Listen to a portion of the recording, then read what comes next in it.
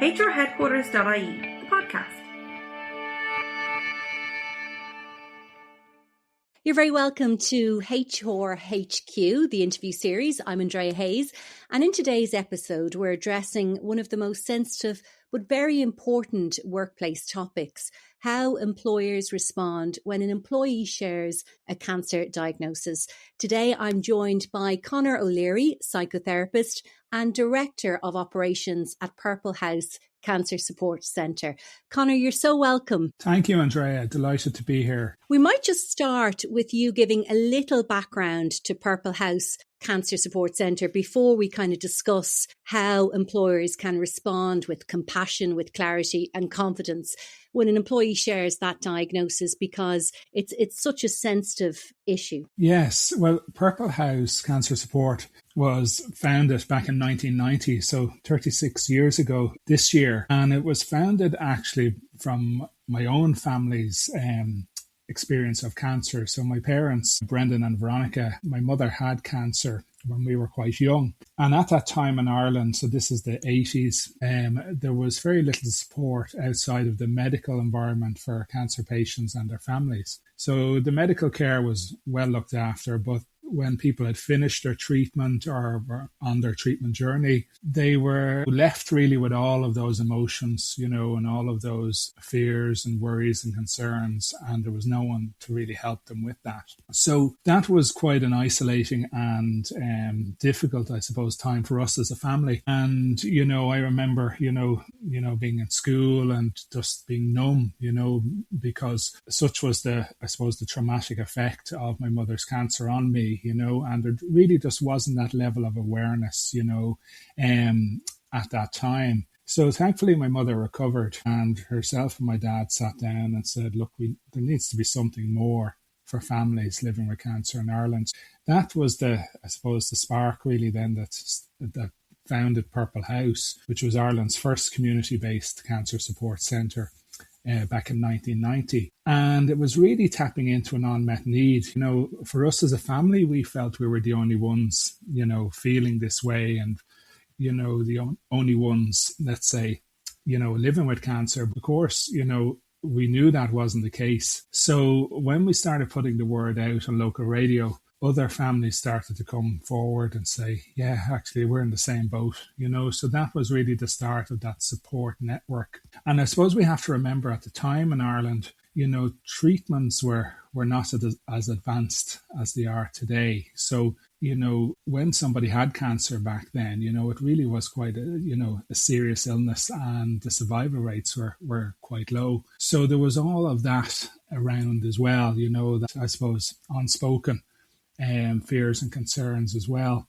But fast forward, I suppose, now to, you know, 2026, and there are more people living with cancer in Ireland today now than ever before. There's over 220,000 people living with cancer. And that is really down to, I suppose, the advances in treatments, but then also, I suppose, the level of awareness, earlier diagnosis, and more targeted treatment, and then of course the research as well. You know, we're getting more advanced in how we detect cancer and how we treat cancer. So all of those things now are leading to more people living with cancer. But when there's more people living with an illness, then there's a different set of support services needed. And I suppose that's where Cancer Care at Work came in, you know, adapting to the needs of the demographic now today in Ireland. And it's so important that we normalise these conversations because, as you said, so many people are being diagnosed every day.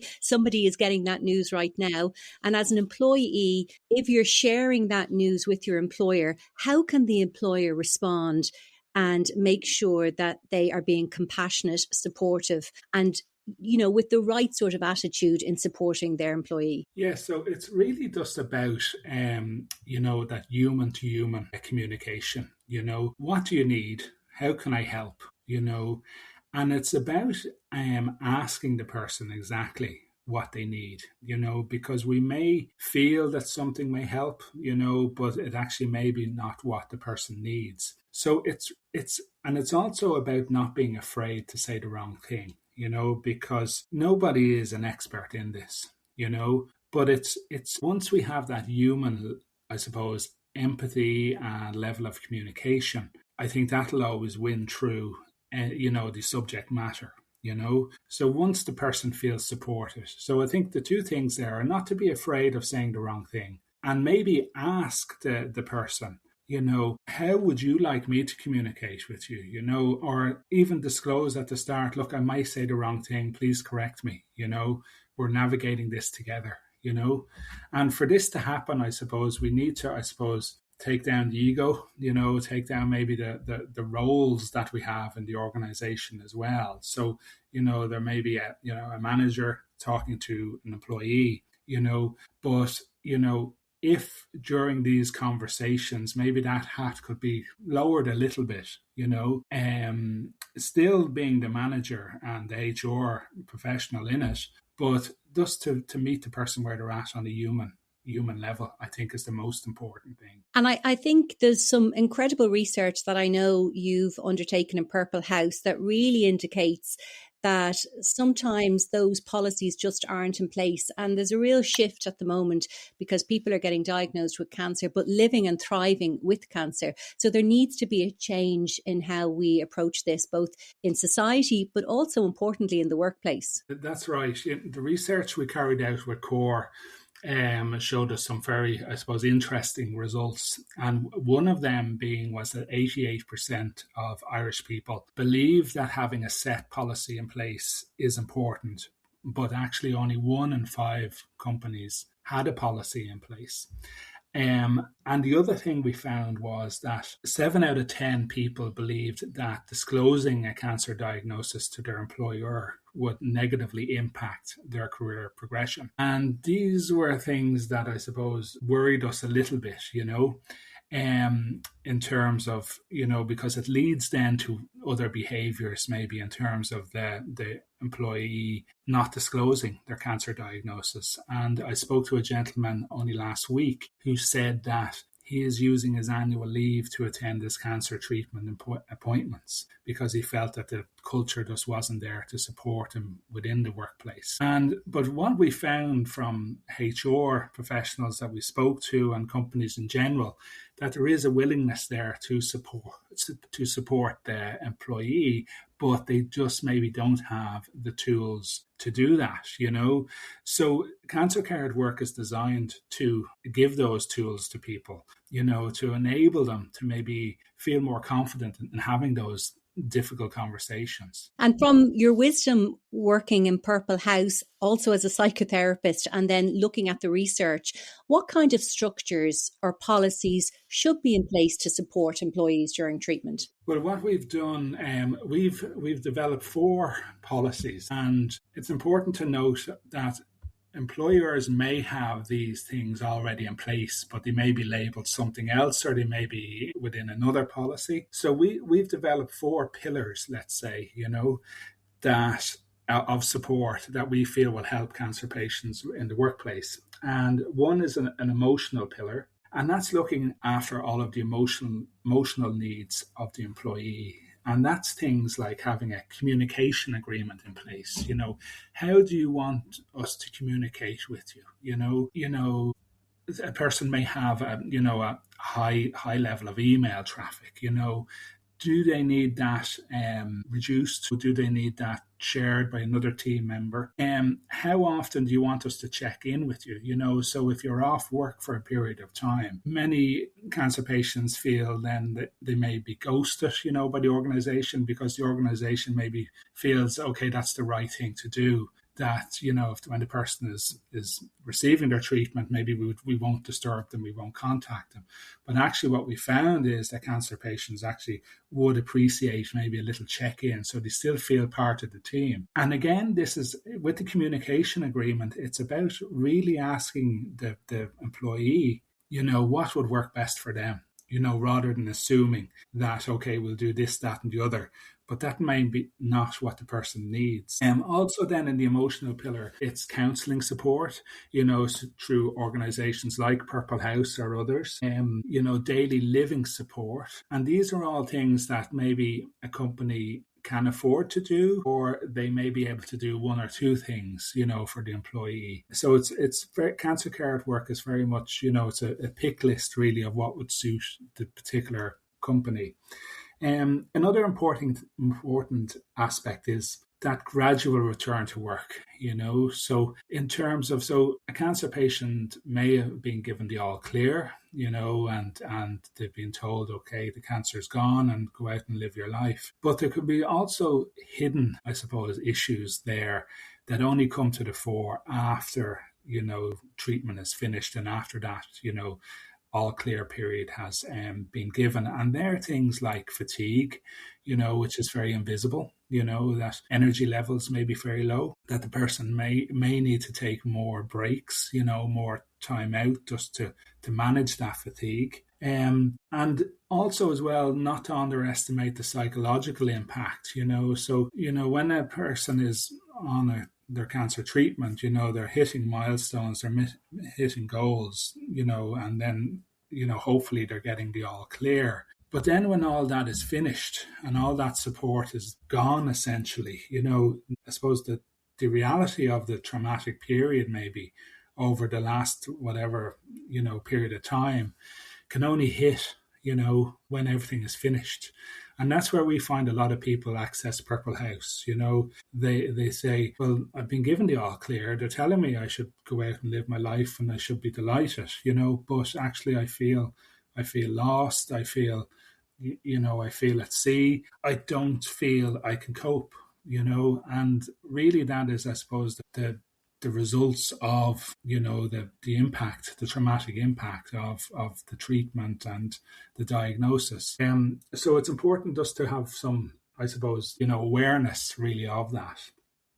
And even just listening to your 4 pillars, it's so important that you are agile and you're collaborating with the employee as their needs change over the course of the journey, because you've got treatment, then beyond the treatment, which sounds really important. You're exactly right, so things can change all the time. And that's where the communication agreement is so important, that, okay, the agreement that may be, agreed between the two parties at diagnosis may have to change, at some point. So you're exactly right. This needs to be, a fluid process, and ability to change, and also as well with our work at Cancer Care at Work, we this is just phase 1.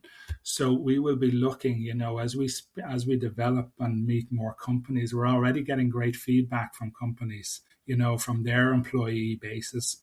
So we're going to implement that, so the Cancer Care at Work will change as well, as we learn more, as we go through this process. Then the physical side, Andrea, is, things like flexible working arrangements, so, if a person's desk was up on the 4th floor, for example, and they may, not have the energy for, going up, flights of stairs or lifts or whatever, so there may need to be some flexibility there about, okay, do they need to be in the office, or can there be some arrangement to come to about that? Occupational health support and workplace adjustments is another important factor there as well. Then rehabilitation and nutrition. So at Purple House, we have a cancer rehabilitation service and a physiotherapist there, working with cancer patients to help with the physical aspects, of a cancer diagnosis.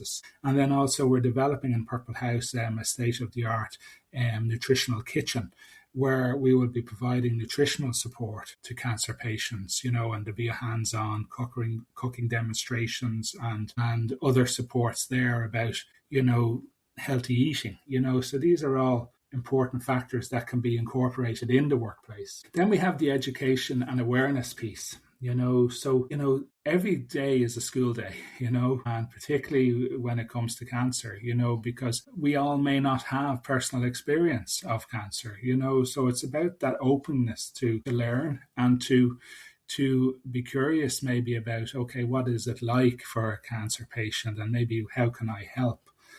So that could be things like having a a wellness ambassador in the workplace, having an advocate.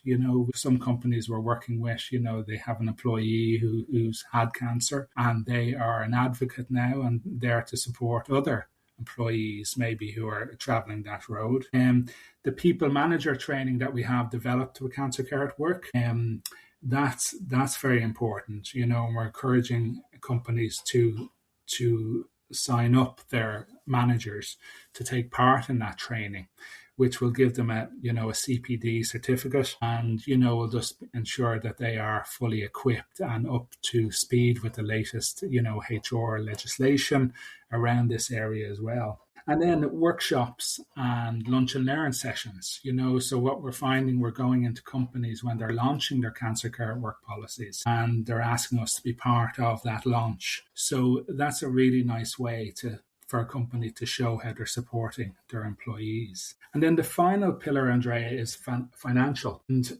so this, again, depends on the type of company and whether there's budgets in place. So it could be gym membership, that you may offer to the cancer patient. It could be income protection, could be transportation. They may need, a taxi, to and from work for a certain period or something like that. Health insurance, some companies do provide that for their employees, and also then financial guidance as well. I know with our case, when my mother had cancer, my dad had to continue working, because the mortgage had to be paid. But what if that was the main breadwinner, that couldn't work as a result of their cancer diagnosis? So what supports are out there? It's about getting that guidance. Do I need to talk to the bank? Do I need to maybe put a pause on the mortgage for a little bit? Having all of those supports and those conversations are so, so important. And it's so, as you're talking, Conor, I'm just thinking that unless you've walked that path, you wouldn't necessarily know all these various things. And to train and support HR managers who are probably feeling a little bit unsure, even just the communication, what do they want the wider team to know? How do I navigate privacy? It's just having that clarity and that communication from the beginning, as well as that wraparound support. So it's great to hear that you've so many initiatives, even like the Lunch and Learn, and just supporting people, because nobody knows the right way to do this. Having somebody like Purple House Cancer Support there kind of leading you along the path is really good, because as you said, I think each person will have different needs and different requirements. So it's not one shoe or one size fits all. No, you're exactly right, and it's just having that, I suppose, openness, to say, how can I support you? What do you need? And it will be different for everyone. And it's just that willingness to maybe, because to support the person, because they will be there with you, through thick and thin, if they know you're there with them, and I think it's so important that we, recognize, I suppose, that the value, I suppose, of people, and this can be a short period in their long working life, so I think we need to look at it from that angle. And from your wisdom, is there one common mistake that employers often make, particularly in the early stages, or are you hearing stories from people that you kind of hear the same thing over and over again? If you could give a little bit of advice around. Yeah, one thing we hear is that ghosting, that the person is not contacted at all from the company, and I don't think it's deliberate. I think it's maybe well-intentioned, but perhaps it's just not the right thing that the person needs, so just having those little check-ins, just how you getting on, not using a corporate language around it, just how you getting on? Do you need anything from us? We're thinking of you. Or sending a little card, from the team. Things like that, are so important, because what we're finding is happening is people, I suppose, don't want to burden the person with work. For many of us, work is, we spend a lot of time at work, so work is a big part of our lives. And for that to be suddenly cut as well with, the changes that the person is going through as a result of cancer, it's just another thing maybe that, doesn't need to be severed, So I think just, how would you treat a friend in this situation? I think it's having that hat, sending a little card, little message, little text. We're thinking of you, we miss you, or here's what happened this week in work, or something like that, And again, it's about, asking as well the employee, would you be okay with that? Happy with that? But what we found that most just felt the lack of contact added to the isolation, and it's something that is simply rectified, Absolutely. And what simple step could an organisation take tomorrow to be better prepared? If somebody's listening in and maybe there's more practical guidance and resources that you can offer, what's your final words of wisdom? Well, we'd encourage them to go to cancercareatwork.com and hit the sign up button. So what we're trying to do is we're trying to create a whole community and a movement across Ireland with this to ensure that no cancer patient across Ireland does not have access to this type of support. So we're trying to reach every single employer, big and small, across the country to ensure that, they have something in place. So we'd encourage anyone listening, go to cancercareatwork.com, hit the sign up button, your details, and we'll be in touch. And we're there to support you. We'll guide you through this, answer any questions you have, any advice you need about a current situation, maybe. So we want this to really reach everyone, because the isolation is so real for many people, so we just want to ensure that this conversation is out in the open. And it's something that affects us all. If we're not diagnosed with cancer ourselves, we know a loved one that is. So you could even be supporting somebody in work who hasn't got cancer themselves, but maybe somebody in their family very close to them does as well. Yes, I'm glad you mentioned that because the statistic is sadly 1 in 2 of us will be impacted by a cancer diagnosis. So that's, half the population, so and it could be a family member, who's really struggling, needs to keep, I'm thinking of my own father, he needed to continue going to work to pay the mortgage, to ensure that, the household kept going, and what it would have meant to him to have that level of support from his employer,